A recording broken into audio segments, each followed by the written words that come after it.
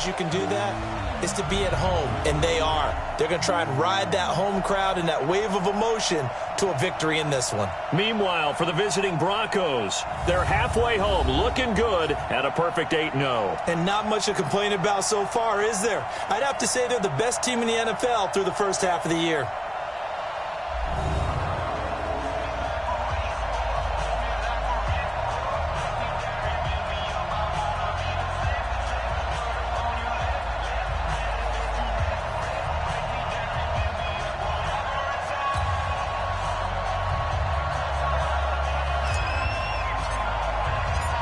Two teams more than ready to get this one started. And we are underway here on EA Sports. Fielded about a yard deep. And he'll take it back to about the 19-yard line. So the Colts now coming out for their opening drive. It's the Mississippi State product at quarterback. Calling the shots will be Dak Prescott. And while he won't admit it because his team lost the game, he had some fun in the last one. He threw for over 400 yards. I mean, there's no getting around it. As a QB, yeah, okay. We lost the game, but, boy, that felt good flinging it around. Now he's got to figure out how to do the exact same thing, yet turn it into a win. Here we go. 51. Hey, we got to get this stop here, D. 26. Prescott looks to throw on first. This one complete to Devin Funchess. The game's first play produces 6 yards, brings up second down. Well, that's what you're looking for when you want to throw the ball downfield. You want one of those guys who can play out on the perimeter, can play out wide, who can not only get open, but when they're covered, can uncover themselves downfield and create catches. Space to maneuver at the 40, and he'll get this all the way up to the 42-yard line. It'll be a gain of 17 and an Indianapolis first down. I like the screen being called here early in the game, especially on the opening drive, because, Brandon, when guys come out of the locker room, especially those pass rushers, they are so amped up to get to the quarterback that you can use that against them, and a screen pass is a great way of doing it. A lot of teams against good pass rushing teams, they want to run the screen 10 to 12 times in a game. Indianapolis moving the chains there on a gain of 12. So a 1st and 10 now in Denver territory at the 46. They will get 4 yards here on the first down run, and that'll make it 2nd and 6. It's a pickup of 4, and it'll bring up second down. And here are the Colts offensive starters. And I think we'll see a renewed sense of urgency out of this team this week because they have to make sure they don't waste this homestand. They had a home game last week, lost it. Now they got the second straight. They've got to take advantage of it, get a win before they head out on the road. No gain on the play, and it's going to bring up a 3rd down. Defensively, we check the starters now for the Chargers.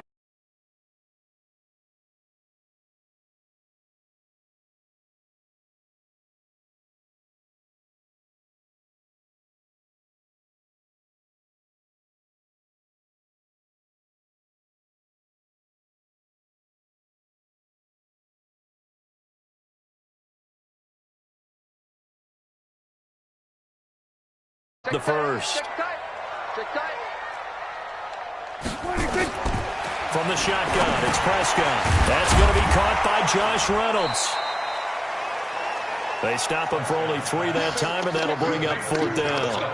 And the pocket's been protected pretty good here so far in the opening drive. We always talk about confidence in runners and catchers and quarterbacks. How about the protection detail? They're not allowing anyone near the guy throwing the football. And this is good from 57 yards out. That was bombs away right there. So the opening drive does yield points, maybe not the 7 they wanted, but they'll take the 3. Accumulating first downs does not go up on the scoreboard, but it does go into the DNA of a team that's trying to establish itself to start a game. That has to feel pretty good for them. They'll take the 3. Yeah, they had 3 first downs and 3 points.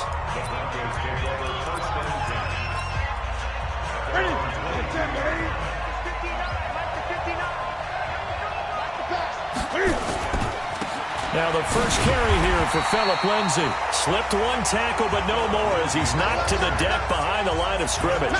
It'll be a loss of 1, and that'll bring up a 2nd and 11. Plays like we just saw there, that's why they're up right now. And the defense, they're doing their job. Yeah, it starts with the guys up front. So when you talk with GMs who are putting together a team, a lot of them say we're going to build from the inside out, because if you control the line of scrimmage, you control the rest of the ball game, and that's what we're seeing here. They're actually playing in the offense's backfield, not necessarily just playing at the line of scrimmage. I know that speed is the hallmark of today's NFL game, but the key to good rushing defense is still having your linebackers set the edge. And for the Colts, an extra defensive back in there now on 3rd down. 20. Out of the gun, Newton. And that will be incomplete. Certainly looked like they were getting ready to convert there on 3rd down, but what an effort to get his hand on that one, knock it away, and brings up a 4th down decision. They are going to go for it. It's Newton. And this will complete to Will Fuller. And now this is going to be close. The defense says they stopped him, and they did. So certainly an interesting call there to go for it. And that will force a turnover on downs. From the 32 now, here's 1st and 10. Now Prescott. That's taken in, complete to Reynolds.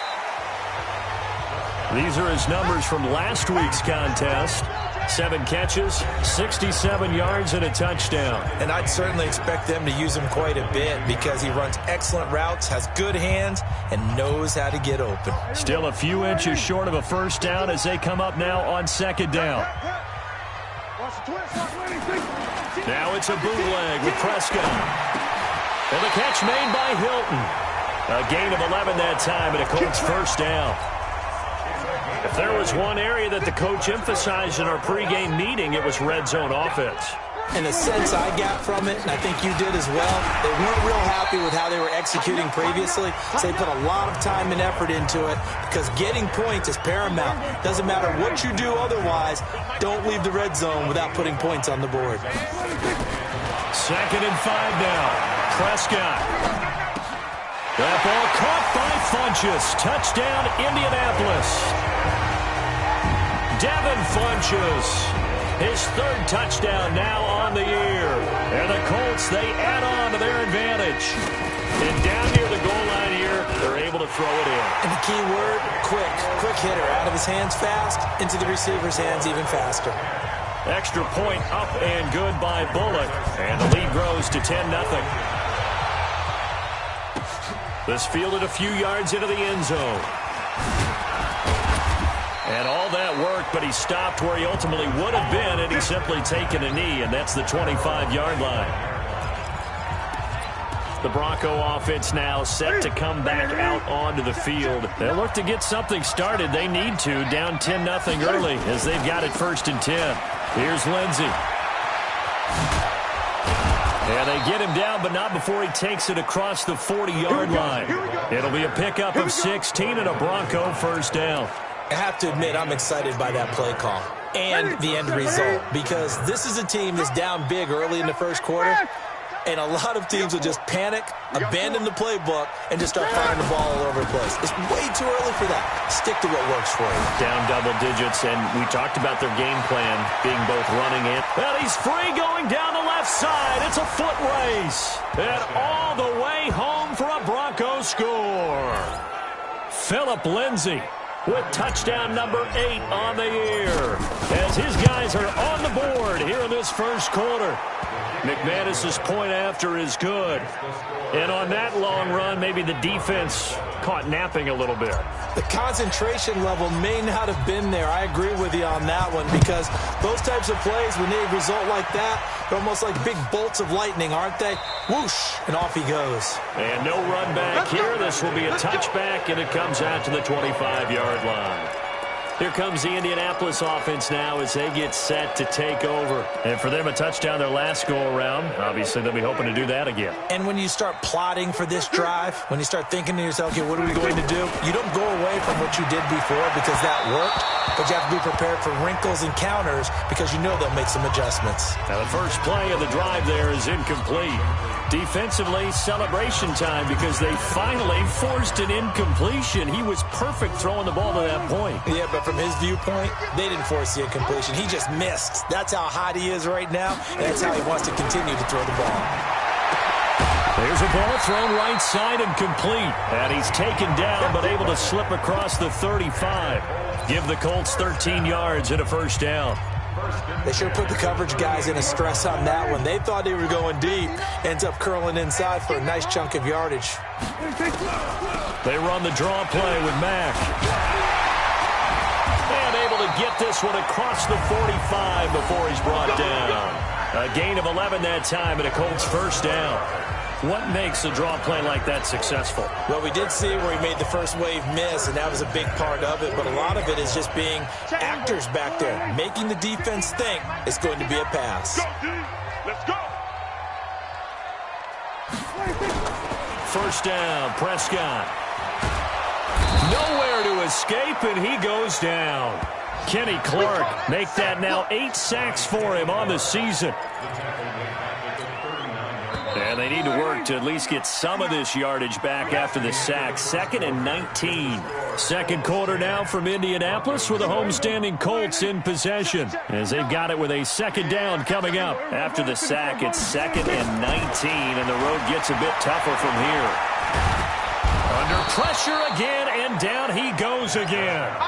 Cameron Jordan in there to get him, and that is now sack number 18 on the season for him. This offensive line has struggled. In fact, when we sat down with the coach, he said it's been in tatters lately. They allowed 6 sacks in their last game. Just gave up another one right there. In tatters, so it sounds a little bit like this right now. Exactly. It's like that paper being ripped. And right now they've got to find a way to get it back together. A throw there, but that's going to wind up incomplete. So drive 1, they had the field goal. Drive 2, touchdown. And now here on drive 3, looks like they're going to have to punt. At least they were finally able to reverse the trend, because giving up the field goal, then the touchdown, it's almost like they finally got to the offensive side of the ball and said, okay, we've got the system to shut you down. Out there to start their next drive, Phillip Lindsay and the Broncos. So officially now a 1,000-yard campaign for him, but I don't think he's going to take his foot off the gas pedal. Yeah, it's one of those thoughts, though, that creeps into your mind, because there is a little mini celebration over on the sidelines. Everybody, hey, job well done, over 1,000 already. But guaranteed, as you noted, someone's jumped in that huddle and said, a lot more to be done, guys. Let's not, would you say take your foot off the pedal? Let's not do that right now. But there is that possibility that people can get self-satisfied. The greats do not. We'll find out what he's made of. Call it about a gain of 3, and they'll be looking at a 3rd and 7 coming up.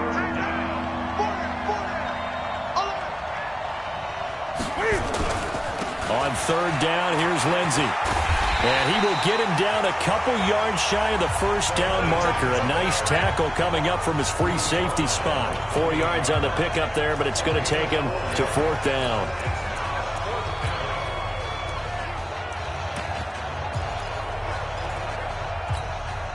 And how about the call here? They need 2 yards in their own territory on 4th down, and they're going to go for it.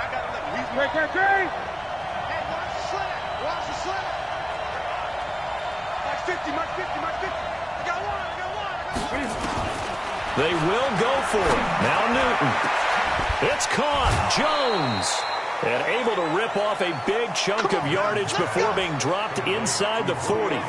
4th down conversion plays, you usually think 1, 2, 3 yards, maybe 10. Not there. What a huge pickup as the Sticks make a drastic shift forward.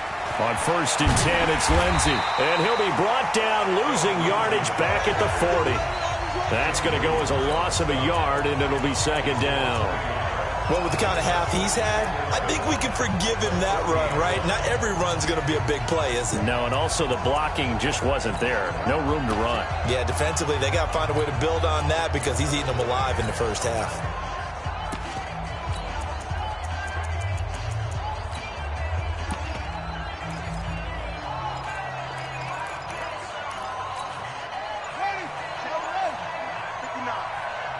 Twist. They'll run. It's Sanders. 8 yards there on the carry, and now they're left with a much more manageable 3rd and 3. Despite the blitz, they're still able to pick up a nice, solid gain. The disadvantage of blitzing often alters the normal spacing and run fits and leaves creases like they were able to exploit right there. The backup Murray, his first throw, escaping the pressure right. He may try and run for this. So no sack. He gets back to the line of scrimmage, but it'll still bring up a 4th down. Well, the defensive guys won't be real happy because there won't be a sack on this play because he did get back to the line of scrimmage. But what a job they did overall. Hemmed him in and gave him nowhere to go with the football. And this one looks good. It is good. Right down the pipe.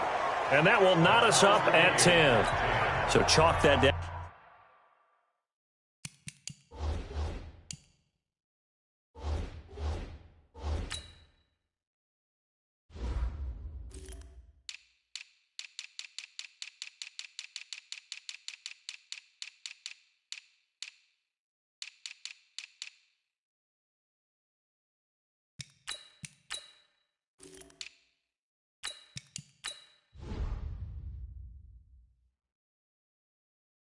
As an 8-play drive capped with a field goal. Yeah, as a friend of mine used to say, they were moving and grooving for a while, but they couldn't keep the momentum going enough to get a touchdown out of it. All level now at 10 apiece as the kick's away. This is fielded a couple yards deep.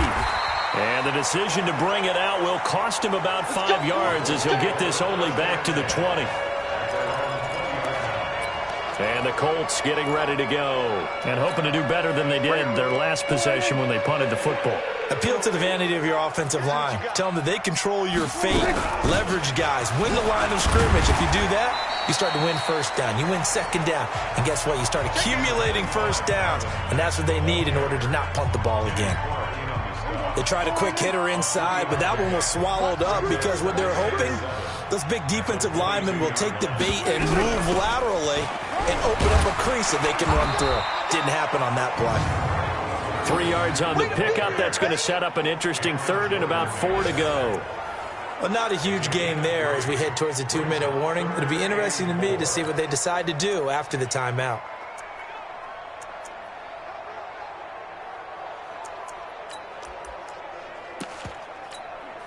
They don't need to run another play here before the 2-minute warning.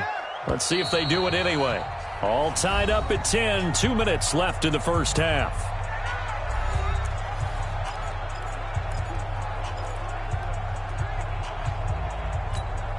A reminder, once we hit halftime, as we do all season, we'll send it down to Jonathan Coachman in Orlando. He'll have all the stats and scores from games in progress. Looking for Funchess, but it's intercepted. Picked off near the 34. And his guys are going to take over at the 31-yard line. He had a little bit of the turnover bug last week, 3 interceptions. Not an absolute disaster, but another one here. Do you start to get a little worried? You worry about your team as a whole because you have to find a way to make those interceptions, quote-unquote, go away, and that means your defense. They've got to go out there and sudden change and at least hold people to field goals. And if that keeps happening, they lose confidence in the quarterback, and then no one plays well. A big chunk on the ground there, 27 yards. He covered a lot of ground, great blocking, and now they can sniff that end zone. They certainly can, and because of that run, maybe you come back and fake it to him on this play and throw a little play action. Someone should break wide open. Mike is 59. Mike is 59. Now the Broncos are going to call the first of their timeouts as they'll get a chance to talk it over after picking up the first down. They come out here in the eye. Big stop, G. Big stop. Let's go. They'll run with Sanders. And he will push his way forward down to about the 3-yard line. Only a yard that time, 2nd and goal. Looking at this now, you got a couple more cracks here this close. Sneak it? I don't think you even go into a huddle. Just line up, snap it, and fall in behind those guys into the end zone. They'll run. It's Lindsey. And he is going to be stopped cold behind the line of scrimmage. It's a loss of 4. Now 3rd down. Partner, I know we're in a goal-to-go situation, but my goodness, think about running the ball here. Not even a thought, is it? Defensively, they're in a prime spot. And I think the defensive guys are probably expressing themselves to them as well. I wouldn't run it here, guys. You might want to try throwing it. So they're back at the 7 now for 3rd and goal. They'll try to run with Lindsey. And he'll be stopped just outside the 5 at the 6. Only able to pick up a yard, and that's going to leave him with a long 4th and goal.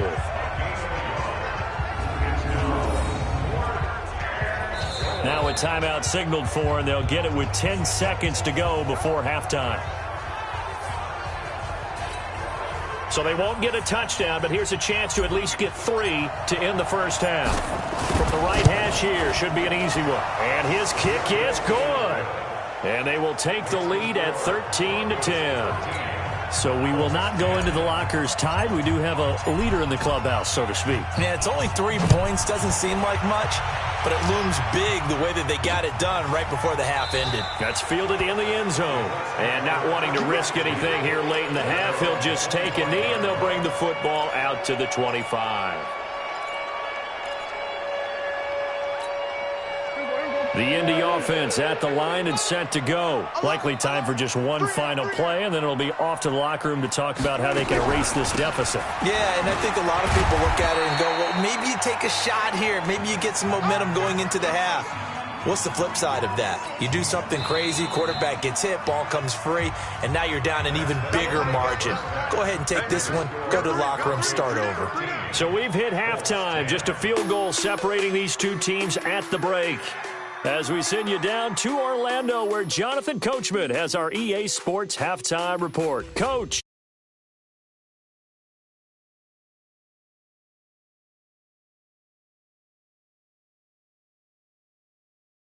We'll begin up at U.S. Bank Stadium in Minneapolis. And it's the Cowboys on top as they play the second quarter. The Cowboys locked in a tight one, but this is a game you feel they've got to have. We'll stay in the NFC North as we head over to Green Bay to check on the Packers at home.